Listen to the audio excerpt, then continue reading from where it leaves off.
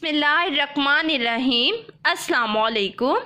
Welcome to hopeless medicos. उम्मीद करती हूँ आप सब खैरियत से होंगे। आज के लेक्चर में जो हमारा टॉपिक है वो है सिल्क। हम सिल्क को सर्जिकल ड्रेसिंग्स में किस तरह से यूज़ करते हैं, उसका बायोलॉजिकल सोर्स क्या है, फैमिली क्या है, डिस्क्रिप्शन क्या है और प्रेपरेशन उसकी किस तरह से करते हैं, वो सब हम आज डिस्कस करेंगे। सिल्क के बायोलॉजिकल सोर्स की बात करें तो हम इसको ऑब्टेन करते हैं from the cocoons of Bombyx mori. Family इसकी क्या है? फैमिली है बॉम्बिसिडी या Moraceae. Geographical source, geographical source की बात करें तो इसका जियोग्राफिकल सोर्स है China, France, Iran, Italy, Japan या इंडिया। डिस्क्रिप्शन, कलर की बात करें तो ये येलो इन कलर होते हैं, ठीक है। साइज जो है वो इनका 5 to 25 माइक्रोन्स होता है डायामीटर में एंड 1200 मीटर जो है वो होती है इनकी लेंथ। अपीयरेंस की अगर हम बात करें तो ये फाइन आपकी इनके अपीयरेंस होती है, सॉलिड होते हैं और जब हम इनको टच करते हैं तो आपको स्मूथ सी सरफेस इनकी स्मूथ सरफेस होती है। नेक्स्ट हमारे पास आते हैं सोलेबिलिटी। सोलेबिलिटी की बात करें तो ये सोलेबल होती हैं 66% सल्फ्यूरिक एसिड में और कॉन्सेंट्रेटेड हाइड्रोक्लोरिक एसिड में। कॉन्स्टिट्यूएंट्स की बात करें तो एक्टिव कॉन्स्टिट्यूएंट इसमें है प्रोटीन, फाइब्रोन प्रेजेंट होती है, जो जिसके हम हाइड्रोलिसिस करते हैं तो हमें क्या मिलता है? अमाइनो एसिड्स, ग्लाइसिन और एलेनिन। मेथड्स ऑफ प्रेपरेशन बात करें तो मेथड्स ऑफ प्रेपरेशन में हम क्या करते हैं? पहले तो सिल्क वर्म एग्स होते हैं, फिर एग से जब लार्वा में कन्वर्ट होते हैं तो आपके पास हम सिल्क वर्म के लार्वा लेते हैं, वो प्रोड्यूस करते हैं सिल्क फाइब्रोइन। वो कहाँ से प्रोड्यूस करते हैं? इनके अगर हम बात करें तो ग्लैंड्स प्रेजेंट होते हैं इनके मुंह में, ठीक है, ग्लैंड्स होते हैं इन देयर माउथ, वो प्रोड्यूस करते हैं, ठीक है, फाइब्रोइन। हम उस फाइब्रोइन को इकट्ठा कर लेते हैं, किस तरह से उसको यूनाइट करते हैं? उसको यूनाइट किया जाता है गम लाइक सेक्रेशन से, सेरिसीन से, ठीक है। अब क्या होता है? इसके बाद फॉर्मेशन की जाती है कोकोन्स की।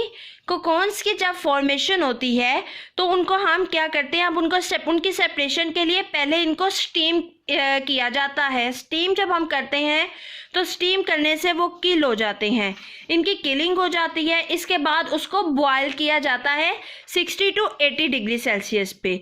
60 to 80 डिग्री सेल्सियस पे जब बॉयल कर लेते हैं हम, तो उसके बाद जो गम है वो डिज़ोल्व हो जाती है और जो फाइबर्स होते हैं वो सेपरेट हो जाते हैं।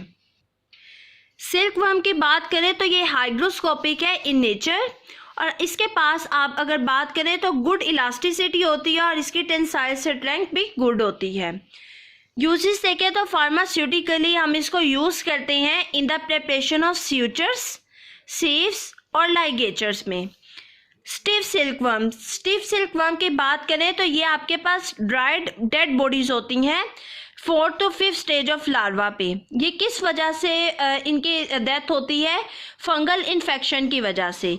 इस स्टिफ वर्म को हम यूज़ किया जाता है चाइना में ट्रेडिशनल चाइनीज़ मेडिसिन की मैन्युफैक्चरिंग में।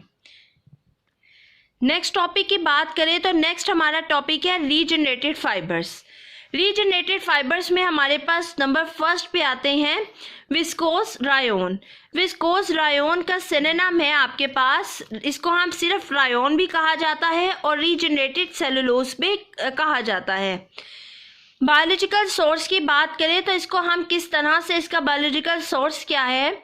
वुड पल्प सेलुलोज को डिसॉल्व किया जाता है सोडियम हाइड्रोक्साइड सॉल्यूशन में और इसके बाद इसकी ट्रीटमेंट की जाती है कार्बन डाइसल्फाइड के साथ। तो आपको जो मिलता है वो है orange red aqueous solution of sodium cellulose xanthogenate. Macroscopic और माइक्रोस्कोपिक रेक्टर्स की बात करें तो जो इसके फाइबर्स हैं वो वाइट होते हैं एंड हाईली लस्ट्रस होते हैं। टेंसाइल स्ट्रेंथ जो है वो कॉटन से इसकी कम होती है।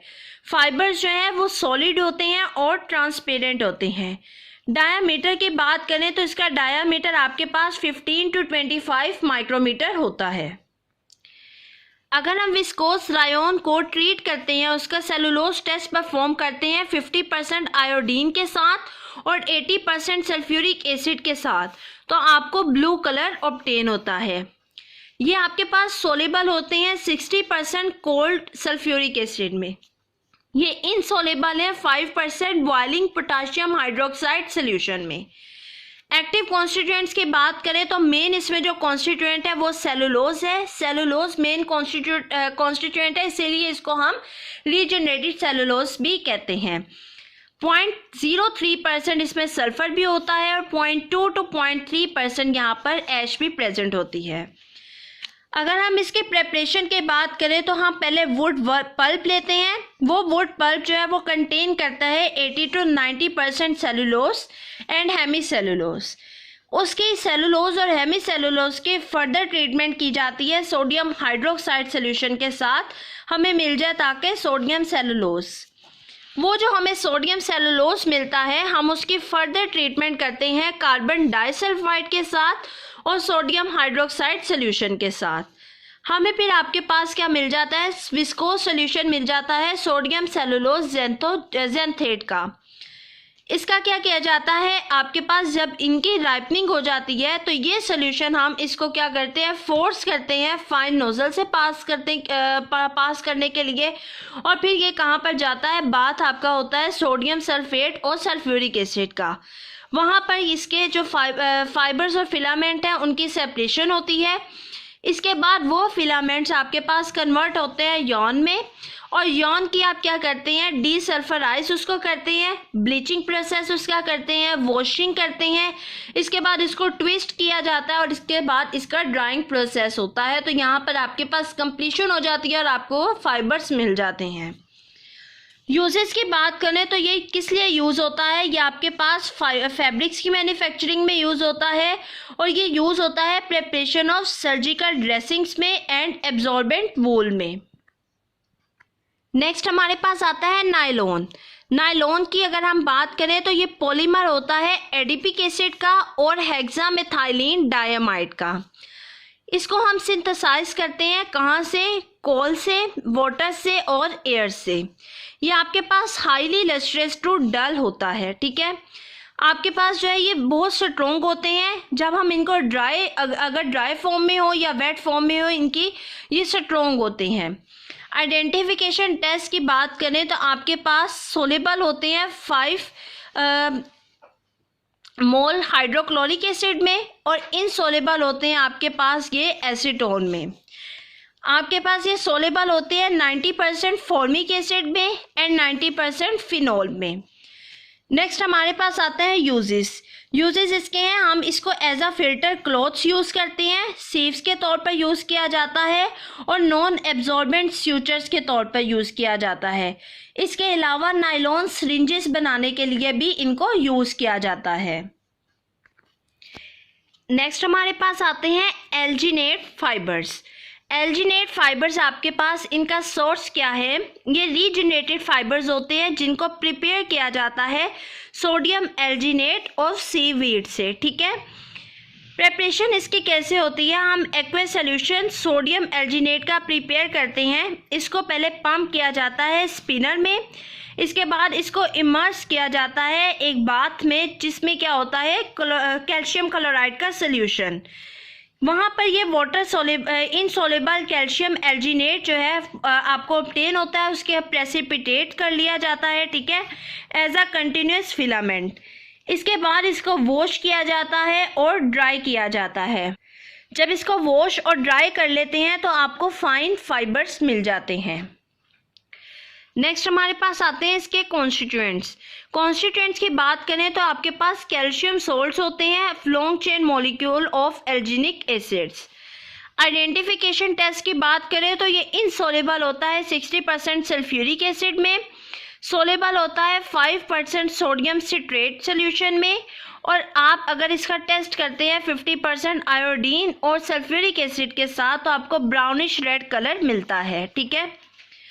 यूजेस क्या हैं, हम इसको यूज़ करते हैं एब्जॉर्बेबल ड्रेसिंग्स में, हम इसे प्रिपरेशन करते हैं कैल्शियम एल्जिनेट वूल की, जो यूज़ होती है एज अ स्वैब के तौर पर फॉर पैथोलॉजिकल वर्क और बैक्टीरियोलॉजिकल एग्जामिनेशन में, ठीक है।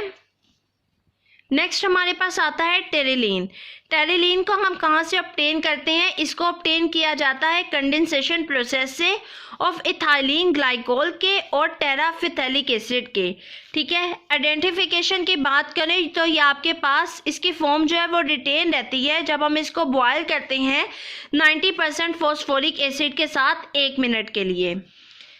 यूजेस क्या है? ये आर्टिफिशियल ग्राफ्ट्स के तौर पर यूज़ होता है और एज अ नॉन एब्जॉर्बेबल स्यूचर्स की मैन्युफैक्चरिंग में यूज़ होता है। नेक्स्ट हमारे पास आते हैं ग्लास फाइबर्स। ग्लास फाइबर्स क्या है? ये आपके पास सिलिका पे कंसिस्ट करते हैं और मिक्स्ड इनको किया जाता है oxides of aluminium, calcium, boron और मैग्नीशियम के साथ।